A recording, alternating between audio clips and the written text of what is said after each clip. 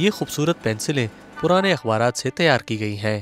Kenya میں اس منصوبے کے ذریعے ماحولیاتی تبدیلی کے حوالے سے آگہی فراہم کی جا رہی ہے۔ نیروبی کی یہ کمپنی گھروں سے پرانے اخبارات جمع کرتی ہے اور پھر ان سے پینسلیں بناتی ہے۔ سب کچھ مقامی طور پر کیا جاتا ہے۔ صرف ایک چیز جو ہم درآمد کرتے ہیں وہ گریفائٹ ہے، لیکن اخبارات مقامی طور پر دستیاب ہیں اور آپ دیکھ سکتے ہیں کہ ہمارے کام سے کوئی اضافی فضلہ بھی پیدا نہیں ہوتا۔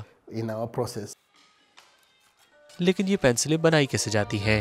سب سے پہلے پرانے اخبارات کی کٹائی کی جاتی ہے اور پھر لکڑی کے پیسٹ کا استعمال کرتے ہوئے کٹنگ کے بیچ میں گریفائٹ یا پینسل کے سرمے کی ڈنڈیاں شامل کی جاتی ہیں۔ ایک خصوصی مشین اخبار کی کٹنگ اور گریفائٹ کے رول بناتی ہے، جن کو خشک کر کے سخت بنایا جاتا ہے۔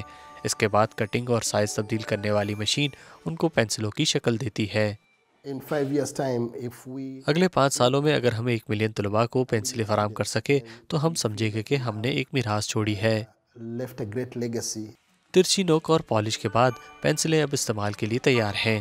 یہ کمپنی نہ صرف پینسلیں فروخت کرتی ہے بلکہ انہیں عطیہ بھی کرتی ہے۔